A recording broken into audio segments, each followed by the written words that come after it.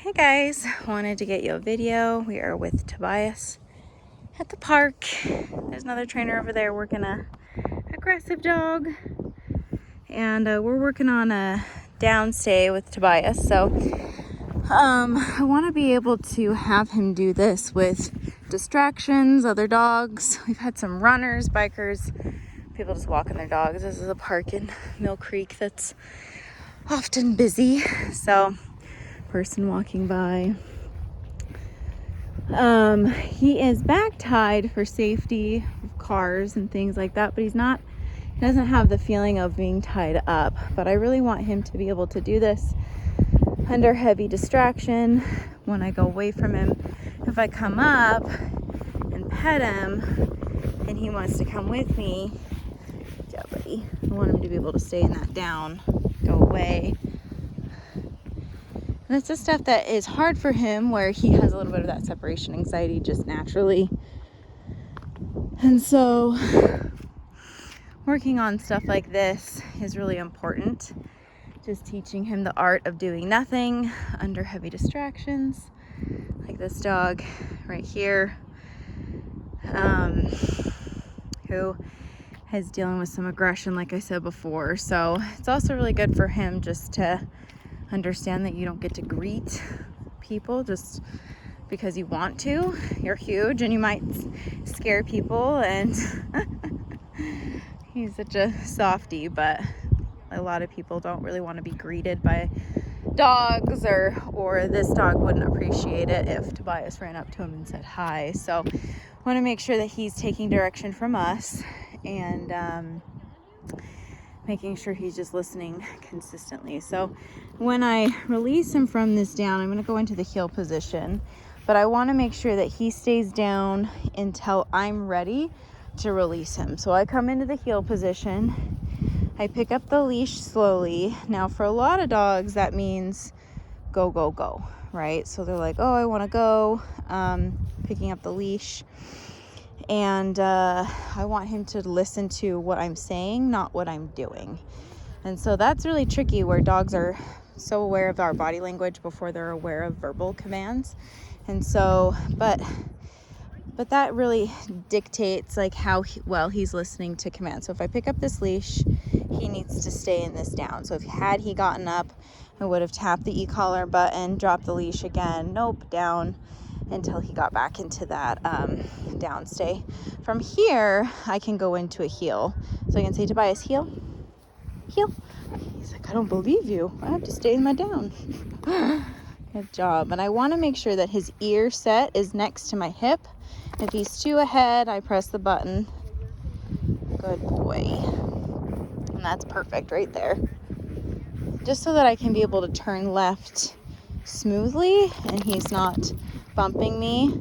If he's too far wide, you'll also run into that issue where you can't turn left. So left hand turns really dictate if the dog is A, paying attention, and B, the position is correct. So because he has to slow down, I'm getting more and more pregnant. He's got to cater to my space. Good job, buddy. Like a horse. We do this with horses. Teach him to cater to our body space. Good boy. Good job, Tobias. Down. Good boy. So when I say down, I want him to drop just really quickly. And I think downing is for safety. He downs awkwardly with all of his limbs, still being a puppy, but I want to be able to put him in a down at any point when I'm working with him. If he were off leash or whatever, I want him to be able to do this under distractions. I love this park because it's open, but there's still plenty of distractions around. People come out here and walk the path and walk their dogs, and he can get kind of excited around new things, and so we want to make sure that he's just paying attention. Most of the time he's really good. Most of the time he's not a dog that's going to go greet a billion people, but if he did start doing that, these are exercises that we can really work through. There's a basset hound coming up way down there at the park, or way down there at that path at the end of the park. kids on their bikes. Good thing, buddy. So I want to try a little bit of off leash. So what I'll do is I'll just have him drag the leash and kind of work through some of the distractions of the stroller and the bike. If he needs help, I can always go back to the leash. So that's why I'm going to keep it dragging. But I want to make sure that he can utilize the e-collar for direction, which is hard because the leash is a direct link to me. It's a tether. He has the ability to follow that leash. When that goes away and it's just the e-collar, sometimes you'll see a little bit of like frantic, like, well, I don't know what to do. I feel the stimulation of the e-collar, but I don't have another source of communication. And so to replace the leash, sometimes I'll pat my leg just to encourage him where I want him to be. This is good. This basset hound. Basset hounds are hilarious. Heel. Good. Good boy. So he's a little wide, so I'm going to pat my leg. Heel. And he comes around. Heel. And I want him to find it. So that frantic, oh, I got confused. Where am I supposed to be? I kept that button down. Heel.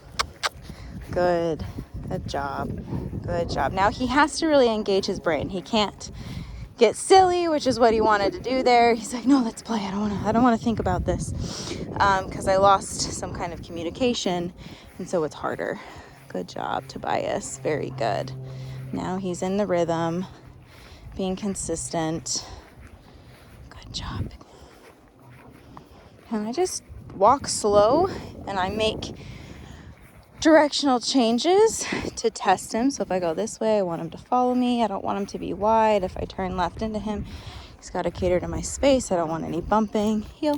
Too far wide there. And I keep it down until he's in position. Good boy. Good job, Eddie. Tobias down.